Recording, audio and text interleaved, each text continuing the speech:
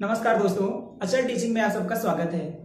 आज इस शैक्षिक वीडियो में हमारा टॉपिक है व्यक्तित्व की परिभाषाएं। वैसे तो व्यक्तित्व शब्द की बहुत सारी परिभाषाएं हैं, लेकिन कुछ स्पष्ट, छोटे और सरल परिभाषाओं को आज हम लोग पढ़ेंगे ताकि हम लोगों को ये परिभाषाएं याद भी हो जाए, क्योंकि विभिन्न प्रकार की टेट, सीटेट या शिक्षक भर्ती से संबंधित परीक्षाओं में इस प्रकार की परिभाषाएं, कुछ विद्वानों के कथन और कुछ ऐसे कोटेशन पूछे जाते हैं जो शैक्षिक दृष्टिकोण से बहुत ही महत्वपूर्ण होते हैं। तो आइए बिना देर किए हुए हम पढ़ते हैं व्यक्तित्व की कुछ प्रमुख परिभाषाएं।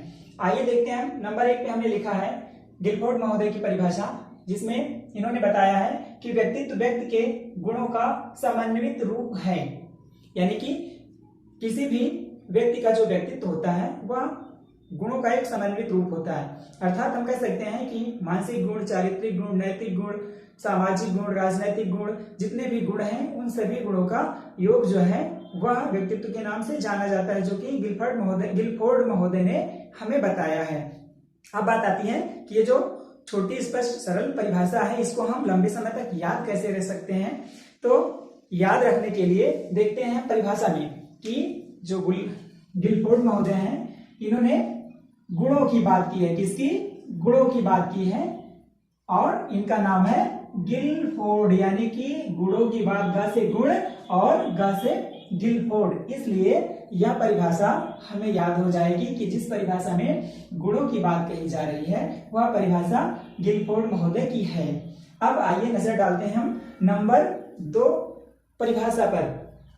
व्यक्तित्व व्यक्ति के व्यवहार की समग्र विशेषता है, विलियम वुडवर्थ।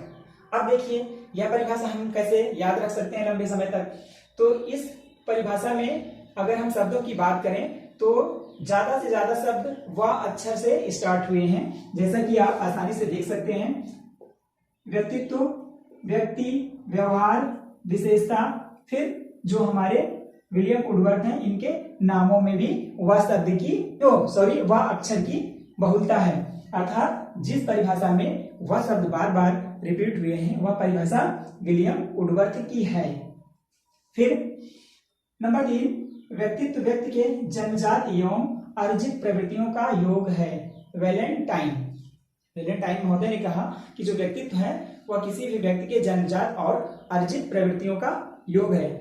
कोई भी व्यक्ति उसके जन्मजात गुण और उसका व्यवहारिक गुण, यानी कि जो वह वातावरण से सीखता है, समाज से सीखता है, जन्म लेने के बाद अपने घर, परिवार, विद्यालय इत्यादि जगहों पर सीखता है, तो ये उसके अर्जित गुण, और जो जन्मजात होते हैं उसके अंदर वह होते हैं जन्मजात गुण। तो इनकी परिभाषा में हमें सिर्फ 2 चीजें याद रखनी है, एक तो जन्मजात, दूसरा अर्जित। यानी कि जन्मजात और अर्जित प्रवृत्तियों का योग जिस भी परिभाषा में हो वह परिभाषा वैलेंटाइन महोदय की है। तो वैलेंटाइन भी हमें याद हो जाएंगे, कोई दिक्कत नहीं है। नंबर 4, व्यक्तित्व व्यक्ति के संगठित व्यवहार का संपूर्ण चित्र है, व्यक्ति के संगठित व्यवहार का संपूर्ण चित्र है। यह परिभाषा है डेसील महोदय की। इनकी परिभाषा भी हमें आसानी से याद रहेगी, क्योंकि जो डेसील शब्द है, यहां देख लीजिए, डेसील महोदय हैं। अगर हम इस शब्द की बात करें तो इस शब्द का अर्थ भी होता है चित्र। अर्थात डेसील महोदय अपने परिभाषा में चित्र का जिक्र कर रहे हैं, या ऐसे कह सकते हैं कि जिस व्यक्तित्व की परिभाषा में चित्र शब्द आया हो वह डेसील महोदय द्वारा दी गई परिभाषा है। अब हम नंबर 5 पे देखते हैं कि व्यक्तित्व एक व्यक्ति के संगठन, व्यवहार के तरीकों, रुचियों, दृष्टिकोणों, क्षमताओं और तरीकों का सबसे विशिष्ट संगठन है।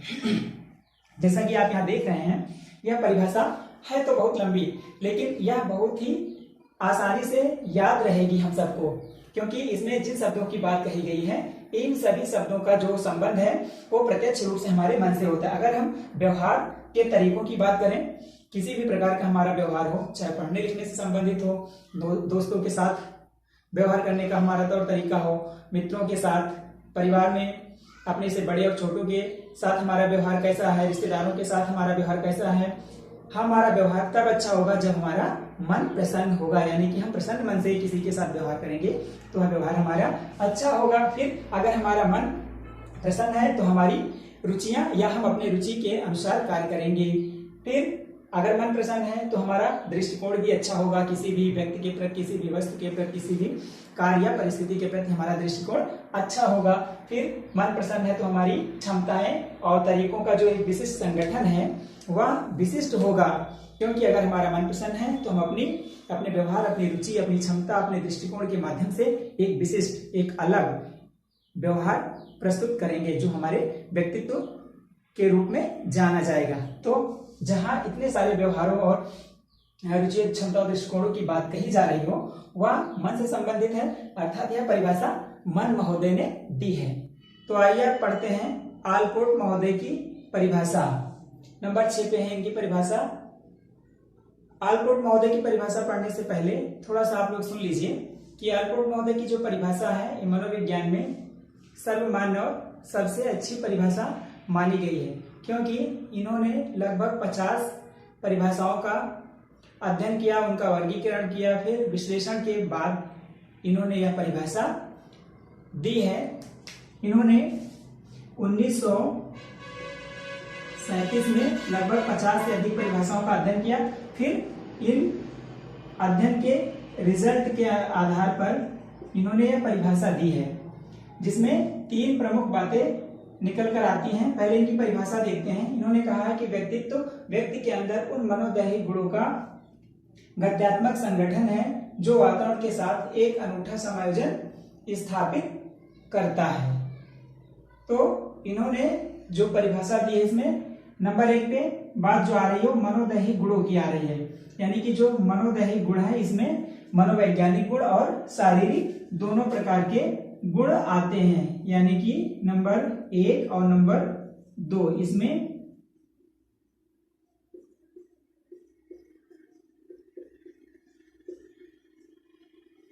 मनोवैज्ञानिक गुण और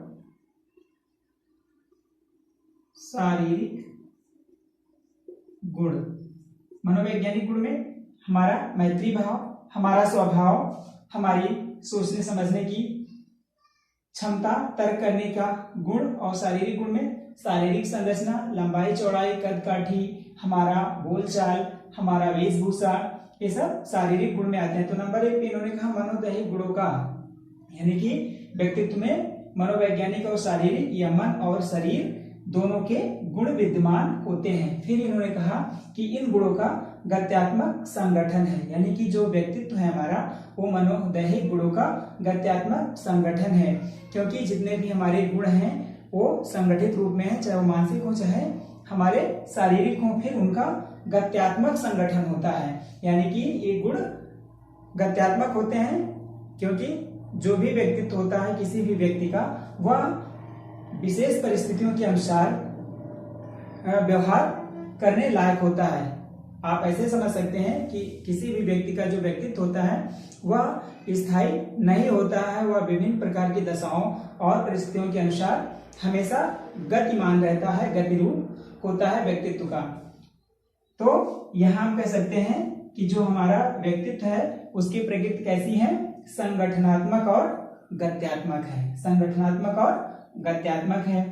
फिर इन्हीं 2 गुणों के आधार पर कोई भी व्यक्ति वातावरण के साथ एक अनूठा समायोजन स्थापित कर लेता है। तो 3 बातें स्पष्ट हो गई कि मनोदैहिक गुण, फिर गत्यात्मक संगठन और उसका लास्ट में वातावरण के साथ समायोजन। इन्होंने 1937 में 50 से अधिक लगभग परिभाषाओं का अध्ययन वर्गीकरण किया। फिर इनकी जो परिभाषा है ये 1956 में प्रकाशित हुई थी और फिर 1961 ईस्वी में इन्होंने संशोधन कर दिया अपनी इस परिभाषा में। तो संशोधन में क्या किया, यहाँ पे आप देख रहे हैं लिखा है वातावरण के साथ अनूठा। तो वातावरण के साथ अनूठा के स्थान पर इन्होंने जोड़ दिया था विशिष्ट